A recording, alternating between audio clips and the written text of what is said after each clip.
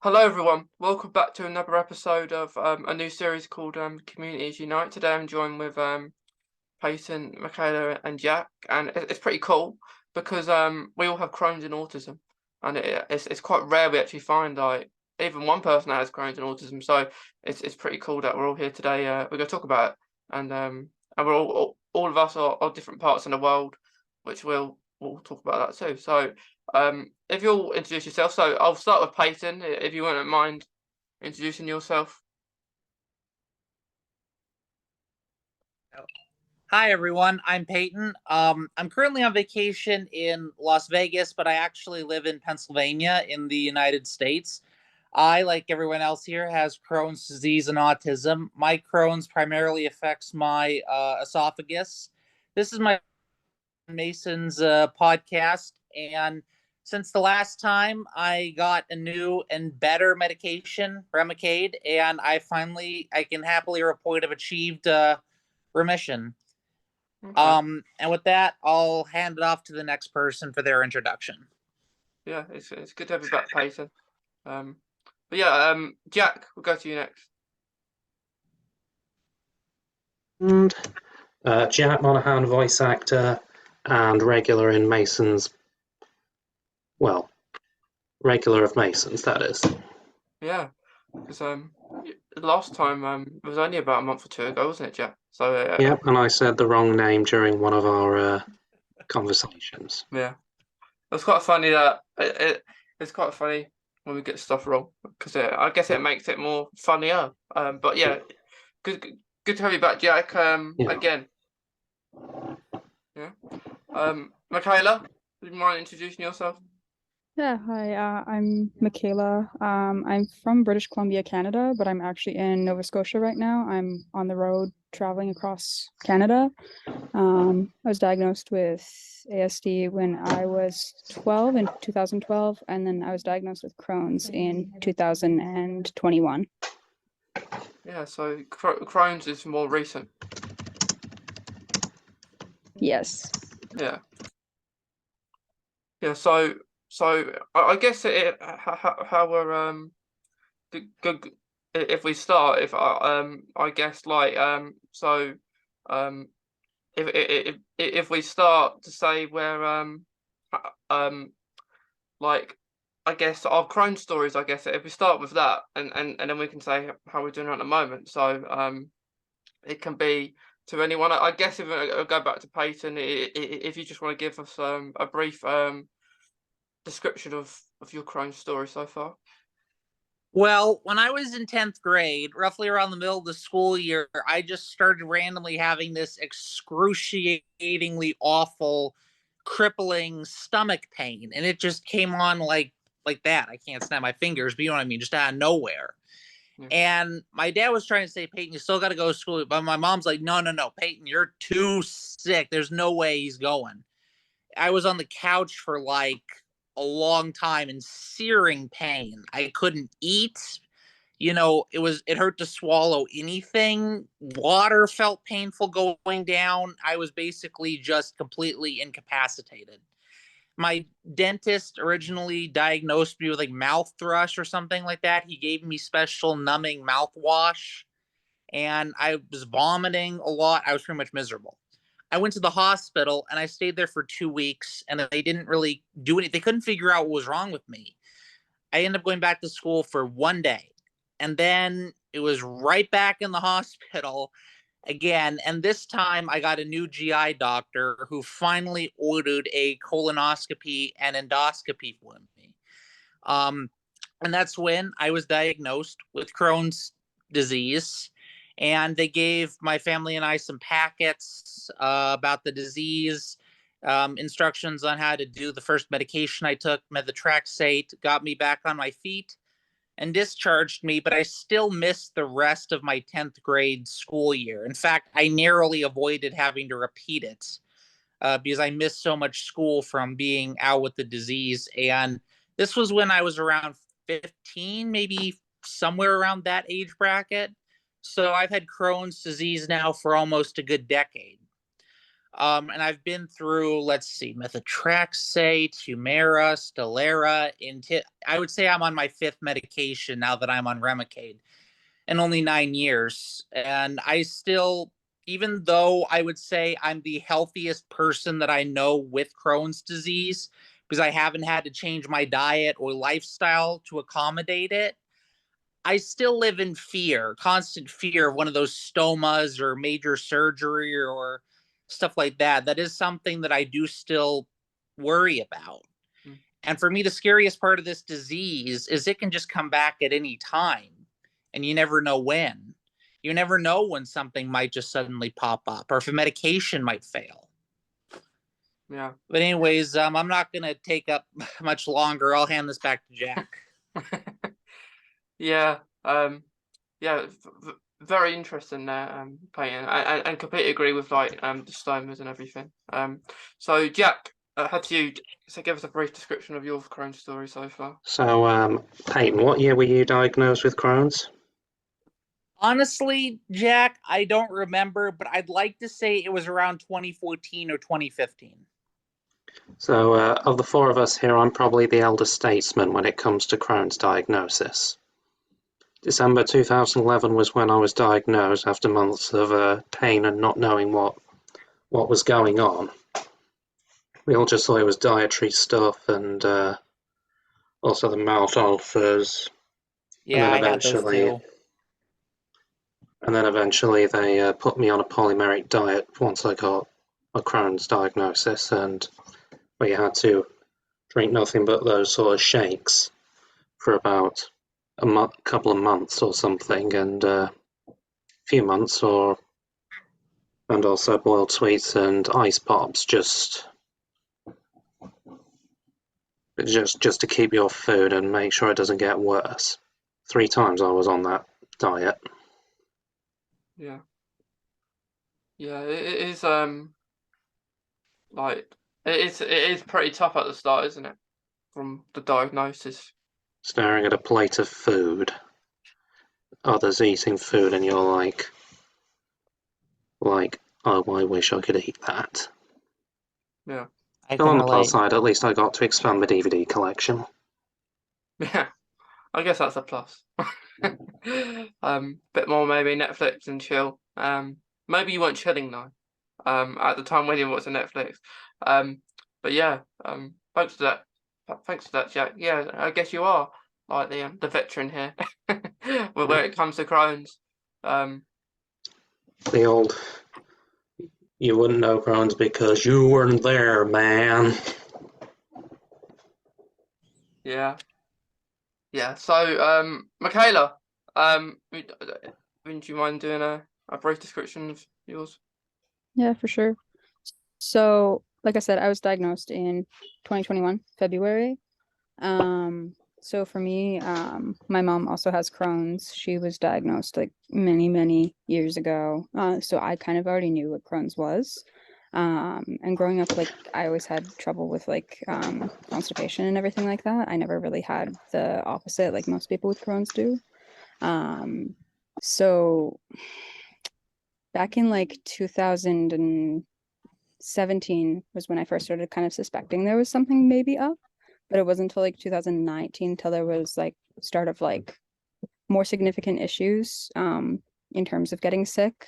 In 2020 I had like a solid month where like I could hardly get out of bed. Like I was so sick that I was just like I could hardly move. Like I was sleeping full days, but I wasn't sleeping. Like I was just in and out of consciousness basically. And I was like, what is going on? So I went to my doctor and he's like, here, take this pill for the next 6 days. And so I did that and it worked, which was like amazing. I felt so much better. And that was prednisone. So he told me that, yeah, I'm glad that you're feeling better, kid, but we're probably looking at Crohn's. And I was like, well, I've been suspicious of this for a while, but I don't think so. I'm just going to go live my regular life and just live in denial, right? So it was like a year later, I was supposed to have a appointment with a GI, but I never got to that year point. Instead, I ended up in the hospital like 6 months later, February 2021. I'd gone a few days. Well, I'd been getting like sicker and sicker over that month, and then like for 3 days straight, I like couldn't keep anything down. I was puking everything up, and I woke up one morning, just waves of pain and puking to the point that like there was nothing coming up, but I couldn't stop. So that's when my mom was just like, "Yeah, you're probably in the state of needing to go to the hospital." So, went to the hospital, and not a fun time. I was stuck in a recliner waiting for a bed for like 5 days, but you know, on all the medications, the morphine, the antibiotics, and by the end of the week, I had a colonoscopy and was diagnosed with the Crohn's, and then spent like 2 months in and out of the hospital after that, not really being taken seriously. And then in April of the same year, I had surgery to remove part of my terminal ileum and cecum, because there was a blockage that was pretty significant. Yeah, so that's kind of that. And then I thought I was in remission for a while. I had like another colonoscopy in October for a follow-up, and it was fine. And I started feeling symptoms in spring this year, and doctor ordered some tests. They were kind of inconclusive, so we did another colonoscopy, showed that stuff was like starting to show traces of returning. So he started me on Entyvio back in August, and I'm on that now. Yeah. Is it going all right with that? So like I say, I started in August, so I've done like the first 3 infusions, and then I start on like the pen injections in November. At first it didn't really feel like I was doing anything, and then after the 6 week point, it definitely did. And he put me on like an antacid as well, which really helped for a while.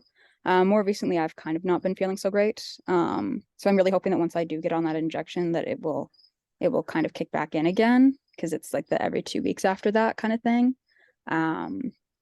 Yeah, but I mean, like I'm doing a lot, so like it's not like it's significant because I am like traveling and working right now. So I'm obviously functional. It's just, you know, it kind of sucks when you have those low energy, or, you know, have trouble pooping and all of that. So yeah.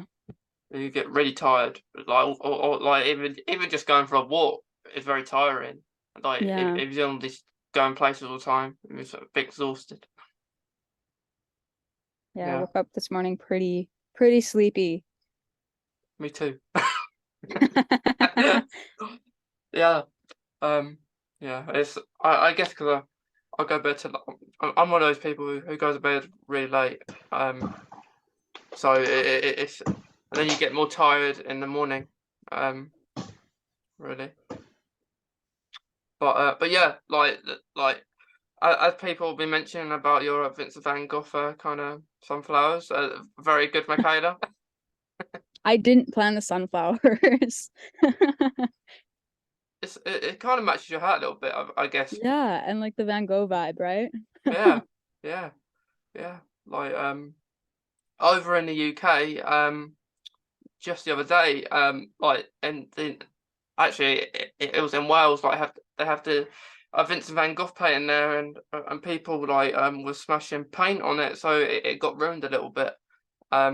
But I think Vincent van Gogh is, I think, a really good artist. It's far one of my favourites too. So good vibes there, Makayla. Peyton, you got a hand up.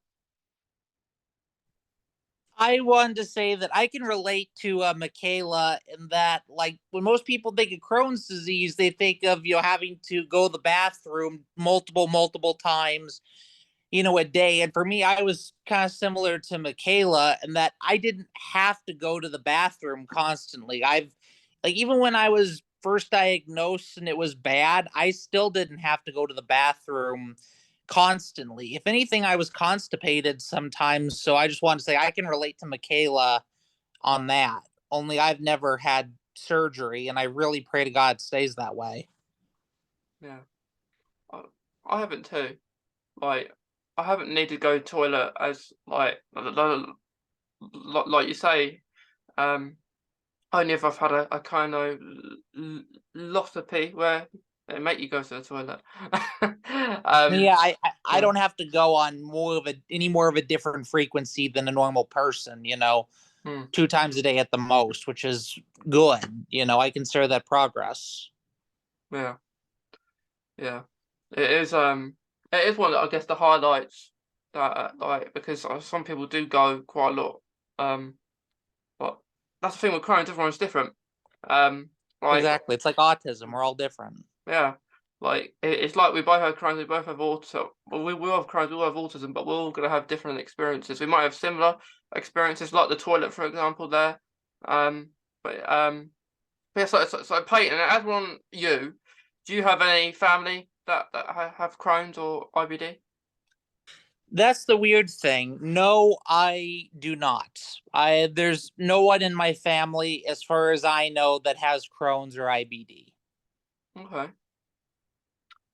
Yeah, I'm the same. Like people in my family has had like My bowel cousin disease. has my cousin's lactose intolerant, and another one has a wheat intolerance. Okay. Yeah, because it is interesting because like Makayla, her mum has Crohn's, which is very interesting because like I guess you think is that diagnosis from your mum maybe because she has it, it's like a family tree thing, and then on the other hand so, some of us here are thinking it might be someone else. I don't know. But yeah. So just to clarify, does anyone here have a stoma? No, okay, no. Peyton doesn't. Do you have a stoma, Jack? What's a stoma? A stoma? I don't know what one of those is. Okay. I I can explain what one is. Quite a lot of people have them with Crohn's. IBD, not just IBD. But it's quite common, isn't it? For people to have one. Isn't that where they attach one of those bags to your body? No, I Yeah. don't have one of those. Yeah. So you can't. I guess it's just your Crohn's or it gets really bad. And it's My just like, sister had a friend who had one of those. yeah. So you go to toilet in the bag. But yeah, because that is quite common. Like Peyton said earlier, it's like it's a fearful thing in a way, isn't it? Yeah. To think about that. And also, like, just those surgeries in general, anyone would be afraid of having to go for any kind of major surgery, especially where they have to cut you open in the gut Yeah. and remove Have parts any of of your you body. guys have any of And you guys also had the surgery? and also the fear of colon cancer as well. Yes. Yeah. And bowel cancer, colorectal cancer. Yeah. Have any of you guys had surgeries? Only colonoscopies where I was gassed, and Oh, I have only had colonoscopies and endoscopies here too. The only surgery I've ever had was not Crohn's related. It was to have my wisdom teeth out. Hmm. Yeah. when they yeah. took you in to do your colonoscopy when I was at the hospital and they were going to put me under anaesthetic, I felt like I was on death row. Oh my God. I know. Like the first time I was under anesthesia, they used the gas mask. I was absolutely like terrified, They just injected me. For me, like the first 2 times they used the gas mask, then from then on it was propofol. Which Do you Michael guys Jackson used to take to go to sleep. That's the thing. Like when I first was told they were going to use propofol, I'm like, wait, I don't want to die like Michael Jackson. And then the anesthesiologist tells me, Peyton, listen to me. Michael Jackson was using the propofol, a heavy duty medical grade anesthetic, as sleeping medicine. He took enough propofol to kill an elephant. The Robin, propofol they use for surgeries is a tiny amount. I remember Robin Williams saying in one of his stand-up routines, taking propofol to sleep is like doing chemotherapy because you don't want to shave your head.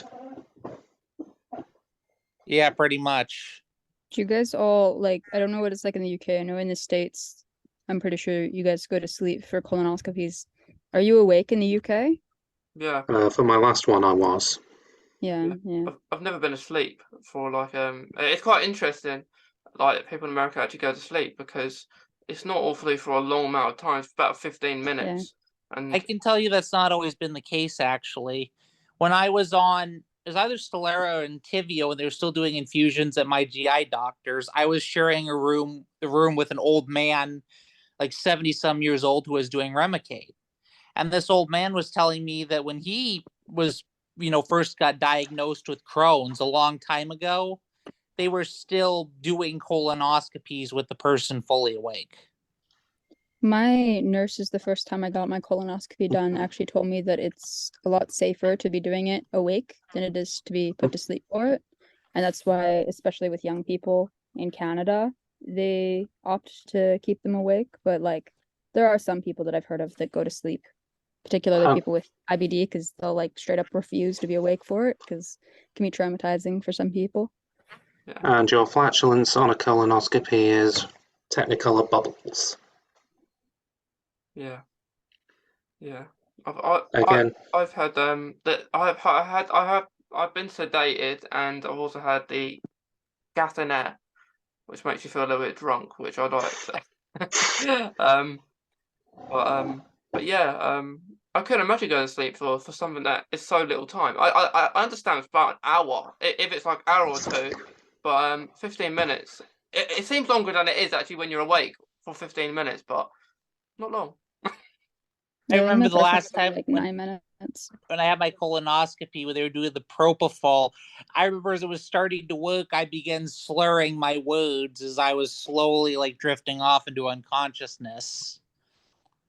Yeah, it's it is an experience. I kind of lost a pee. Don't know where they get these words from, but all these medications as well, but yeah, I haven't had any surgery to do with Crohn's, but I've had surgery in the past. Like having my tonsils out. I had my tonsils out when I was really young. So yeah, fingers crossed that we're all doing. We can. Our Crohn's is under control. yeah. But yeah, Jack, do you take any medication at the moment? Yeah, I take azathioprine, Pentasa, some vitamin D tablets, and also sertraline for my depression and all that. Yeah, I'll take Yeah, azathioprine today. for the Crohn's, I'm currently only on Remicade. Okay. Yeah. What about you, Makayla? I think you said. Yeah. I think you said. Didn't you? So yeah, for my Crohn's, I'm on Entyvio, and then I also take I think it's like pantoprazole or something like that for like acid because like I was having issues with that a while ago. Like I was waking up every morning. What, But acid? I'm also taking what's it called? It's a thyroid medication for like low thyroid, and that's All kind right. of as a result of my Crohn's, according to my doctor. Not sure if I fully agree with him on that one, but that kind of keeps me functional as well. And I take an allergy medication and All a right. couple of vitamins and things like that. And the beautiful, wonderful stool softener. Oh yeah. Oh yeah. I miss that. Like the Yeah. still thing, but yeah, like I've experienced that too. Like you find it hard to go for a toilet, and it's annoying because like you have that routine, don't you? That links with Mhm. autism, I think, as well. Like you have that routine of doing something, and Yeah. then it's disrupted. So you have to take a stool, to, like drink. That's not very nice. um, If you're talking about Picolax, there was Picolax. It tastes very metallic. yeah, Oh my god, the drink that they make you drink here in the U.S. To clean yourself out before a colonoscopy, it literally tastes like vomit. It absolutely tastes like vomit. I hated having to drink it. I mean, I miss being able to just mix Miralax with Gatorade. I had to drink more of it, but at least that tasted okay. I The first time I remember. had a cold. Sorry, Okay. I was just gonna say the first time I had a colonoscopy, I used peg light. Now my gastro has me take Moviprep, and that makes my butthole literally feel like it's on fire. It's on another level because it's like the 2 liter one instead of the 4 liter one, so it's more concentrated, and it's just, oh my goodness, it gets so Oh. bloated with it. Just to let you guys know, British comedian Lee Evans actually has a very accurate and hilarious routine about that sort of stuff you take for your colonoscopy. Yeah. Says the stuff said it when he mixed it. When he was drinking, the spoon he used to mix it with started bending in his hand. Okay. Yes, it like when I had my first colonoscopy, I couldn't drink all the prep. First because it's every 15 minutes, and it take me that amount of time to drink 1 cup of it, and then I was empty anyway because I wasn't eating it. I wasn't eating or anything, so that it helped, but it didn't really make me go to the toilet at all. So I thought, is it working or not? But I was empty anyway. Well, your ass pretty much becomes a machine gun at that point. Yeah, Yeah, I can relate. yeah, it's not friendly, is it? The St. Valentine's Day Massacre of the Bog.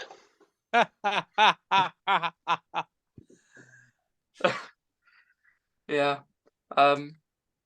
But if we move on to autism now, because we spoke a little bit about Crohn's, and then after we spoke about autism, we can kind of talk about Crohn's and autism as a whole and relating them to each other, I guess.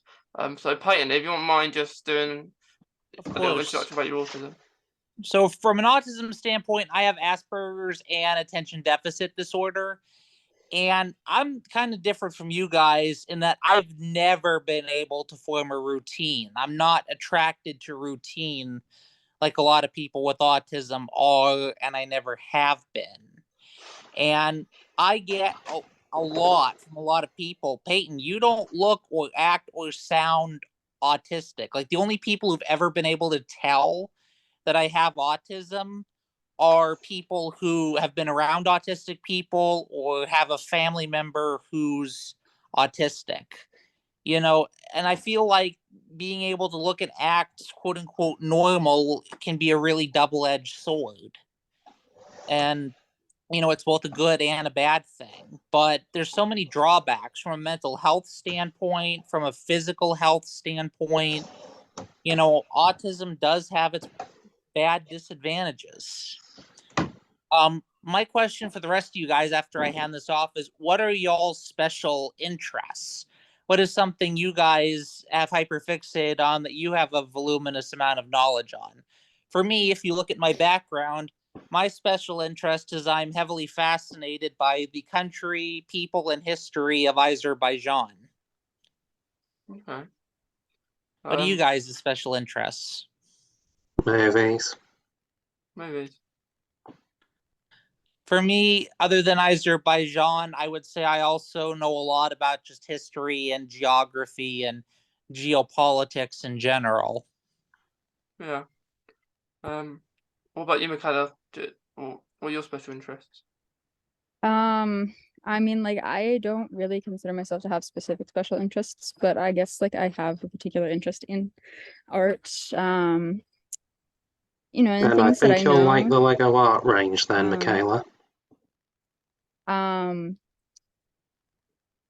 Obviously travel. I've been quite a few places. I really enjoy experiencing other cultures and other people. That's something that I very much value. And then I guess the other thing that I'm doing right now would be doing stuff for other people, volunteering. I've held more volunteer positions than I have jobs, so that would be something.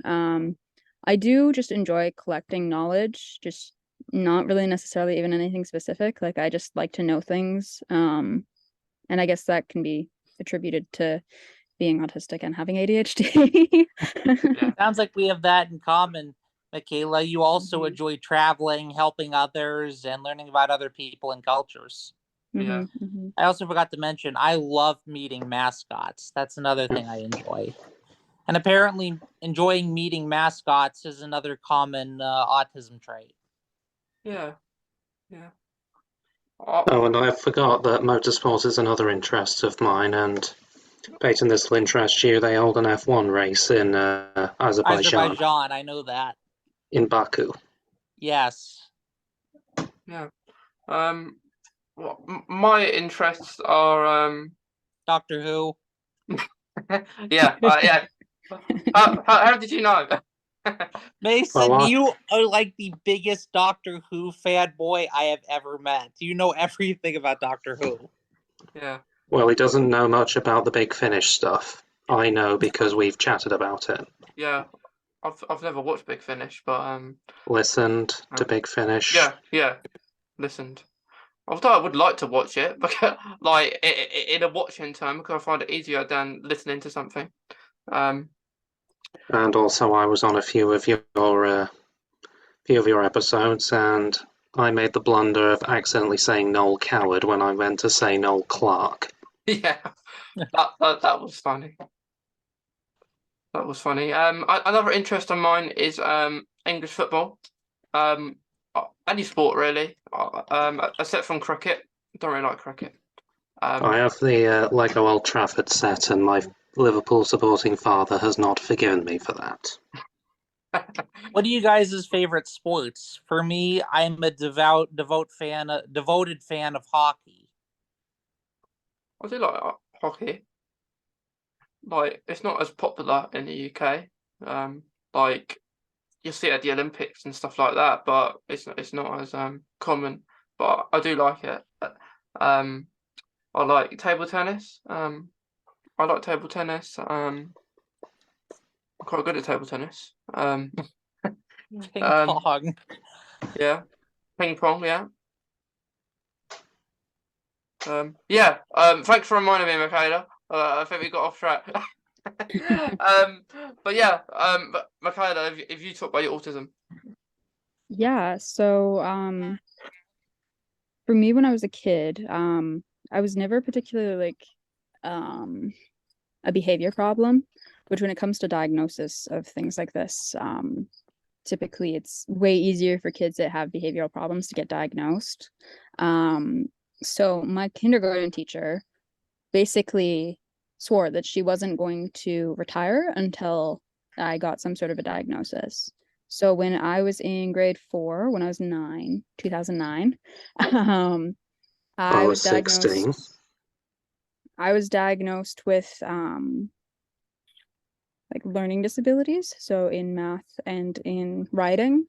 And was there something else? I'm not sure. No, it was just that. And then I waited another 2 years. I think it was 2 years till I was 12, grade 6, 2012. I was then diagnosed as having Asperger's, which I don't really say anymore since the 2013 change. I just say I'm autistic. I don't use Asperger's either because I don't want to associate with Nazi war criminals. Yeah, I don't know what too. other word to say other than Asperger's. What else would you call it? Autism. It's all just Just one big autism? thing. Or mine and Mason's anyways. friend Vicky uses the term aspling. Yeah.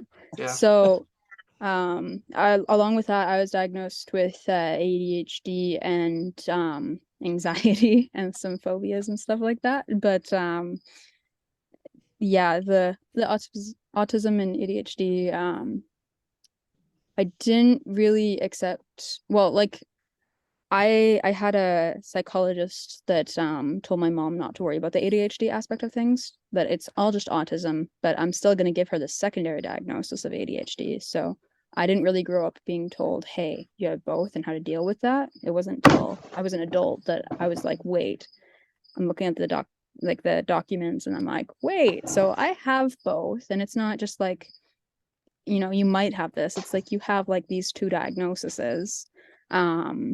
And they interact with each other. And, as an adult now, I'm kind of figuring out how to live with that. It wasn't until actually after my Crohn's diagnosis, though, that I actually started accepting that I'm also autistic. Growing up, it was very much just like masking and not even realizing it. And I still mask, obviously. Like I took this quiz thing that tells you like a number of like how much you mask as an autistic person. And the average autistic person is like 130. Average non-autistic person is like below 100, like in the 80s or 90s. And then I was like at 230. So my masking is pretty high, and I'm trying to just be more of myself and actually get to know myself a bit better now. Which is interesting. It's definitely not easy, but I'm kind of at a point in my life where I feel like it matters more, because I'm working with like a charity that goes into high schools all across the country. And like I've come across other people with this diagnosis that have that same feeling, that like they're just misunderstood, and they feel like they have to pretend to be someone else, which is something that I very much felt growing up. And just being able to be myself and show other young autistic kids that it's okay, is definitely something that I'm very excited to be able to do. Yeah. Yeah, it sounds pretty cool, because like I like the term autistic too. Like if Mhm. like I've never like you, I've never been, although Asperger's is the same kind of thing, but I'm always like to be called I'm autistic. I think it's much more freeing than the term Asperger's. Like, I feel like just based on like knowing the history of it with like the Nazis and everything, and how they would choose like what kids would live to be tested on and what kids would die. It was very Nobody much based told on Temple like Grandin that. it was very much based on this Asperger's diagnosis, and like the kids who had that diagnosis will get to live and the other kids wouldn't. But I just view it as like who was masking well enough for these horrible people to be like, oh, they're normal enough, even though like they're not well, not normal. I think we're all normal, but we're also not normal. Nobody's normal. You get what I mean? Yeah. But like I very much just see it based off of that whole idea. And I think that now that I kind of know that history for myself, it's like I can be more of myself, because like I'm not being held to that Nazi standard. Two things. Now I know to call myself autistic. And two, you guys are talking about one of my special interests. I'm very, very fascinated by the darker aspects of history. Mhm. And so I do know a lot. I mean, a lot about what the Nazis did in the Second World War. There's I don't know his name off the top of my head, but there's an autistic guy on YouTube that made a video about the history of autism. I'll have to send it to you guys, because it's a very good, like 30-minute, well put together video about all of this. Yeah, that's really interesting. Because even so, people do prefer not to be called "you are autism," rather, like, even though you do have autism, but like as you're speaking to someone, like, you are autistic. It's like I wouldn't say to someone you are autism, even though I you do usually have just autism. say I have autism. Yeah, is what I say. Yeah, you say that, it makes more sense that way. But Yeah, personally, I like saying that I'm autistic, but like Person first it's obviously language. up to everybody's preferences. Yeah. yeah, it's very cool. And yeah, Jack, go on to you. Yeah. My autism story is that. Yeah, if you just say a little bit about your autism. Let's see, I was diagnosed age 3, and I think I can consider myself, I think I can understand now that why I was caught early, whereas others weren't, because I'm a white male and I came from a middle class background. Okay. Because, let's be honest, some people self-diagnose because they can't afford a diagnosis. Mm-hmm. Yeah, it's very expensive, isn't it? And also because people, and not to mention, you still have those people who say, oh, they're just using it to be bad, and then you as a get fellow idiots. white male from a middle class background, I can relate. I was also diagnosed with autism pretty early on. And also, then you just get people who say, oh, it's just a fashionable label to be bad. Case in point, Joe Frost saying that sort of thing about how they want to abolish the word naughty. Yeah. Trust me, that just sounds like something that you'd read in the Daily Mail. Other tabloids. Yeah. It's quite crazy. Like, I was the same. I caught autism early on. Wait, Jack, you said that the super nanny said something about autism. What did she say? That it's just a fashionable label for, well, essentially it's just the trope of they're just trying to look for an excuse not to be called naughty. Yeah, I'm gonna quit watching her show if she's that against autism. She also used ABA methods, and also her program was just pretty much the precursor of martyr parents sticking their autistic kids' meltdowns online for all to see. That's Especially since the awful. kids couldn't consent. Yeah, that's awful. Yeah. And she pretty much got her career because New Labour were dickheads, a bit like how Jeremy Kyle got his start. Yeah.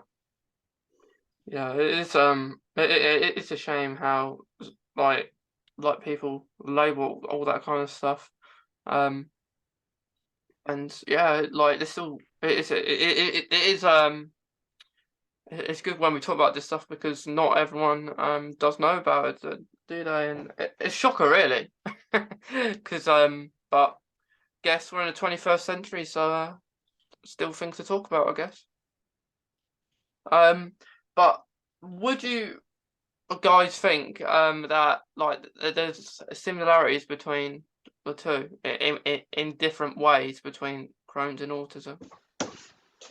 Well, from my personal perspective on that, the one big similarity that we all have is that we all experience autism differently and we all experience Crohn's differently. It's not a one size fits all model for anybody. Yeah. And Yeah. like even beyond similarities, I think that there is some degree of a connection that isn't well known yet. Because I don't know if you guys have heard of like the vagus nerve, but the brain and the gut are connected. And like I remember when I was on prednisone, I got pretty high off of that stuff, and I had some pretty interesting ideas when I was on it. But I remember thinking like Crohn's is almost like autism of the gut. Because it's functioning differently, and that's kind of a terrible comparison to make now that I think of it, but like, you know, our guts are working differently, our brains are working differently, and Yes, I science did saw a prove that study. there is a bit of a connection between, autism and bowel disorders. I think science did prove that there is a somewhat connection between the two. Yeah, I saw a study as well recently that was saying that I don't remember exactly what it said, but it was saying something to do with like connection of like inflammation in the brain during the development of fetuses and autism, which I found very interesting. Yeah. Like there's always new research, I think, continuously now, which is which is really good to see. I think. And also Crohn's can act as a disruptant to your routine. Yeah, it is. It is like there's a big like kind of a routine things in there. But like I think all of us here we were diagnosed first with autism, and then later on we were diagnosed with Crohn's, which is very interesting because like we've all got Crohn's and autism, but yet we were diagnosed with autism, and then later on Crohn's. Maybe it was our environment that triggered it off. Maybe. Yeah, it's always very interesting to see like that kind of stuff, and like it's just that like Peyton said earlier, like we all have Crohn's and autism, but we experience it differently, and the similar things are there between the two. So there's always a stigma that you don't look like you're autistic, you don't look like you have Crohn's disease. So there's one massive one there. Yeah. So before we finish off, guys, because it's been great to have you back. I think it's been a really good episode to talk about Crohn's and autism, because of course we all have that. So I guess last thing, I'll hand it to all of you if there's anything that you want to say, just to finish it off. So I'll start with you, Peyton. Well, Mason, I would love to be back on the podcast again anytime after this. I've always enjoyed being on your show. So if you'd like to have me on again, I would always be down for that. Yeah, yeah. We'll definitely do this again, Peyton, where you can have another chance to come on, because I always love having people on again and again and again. So There's never- always something new in our lives. yeah, everything changes all the time. So like maybe a few years down the line, we might not be we might be in a flare of Crohn's or something. Hopefully not. But yeah. Well, thanks, Peyton, and thanks for coming back on. Makayla, Hey. is there anything else that you want to say just to finish? Ooh. I mean, there's not really much. Hope everybody listening is doing well. And like Peyton was saying, if you ever want to have me on your show again, would love to join. Yeah, Yeah, have yeah. a good one. I totally agree, and I'd like to travel. And I actually like to travel. You have to come to the UK one time. I think we did that before, didn't we? Yeah, the Yeah. UK is on the bucket list for sure. Yeah. But Jack, I need to ask. I think it's a given I'll be back at some point. I think so. I think it's a given for all of us to be back at some point. But to everyone listening, I hope you've enjoyed this episode. It's a rare episode to find people with Crohn's and autism both. So it's been really fun. So thank you all, and have a nice rest of the day, evening, morning, wherever you are. And yeah, I'll see you in the next episode, whatever that is. Thanks, guys.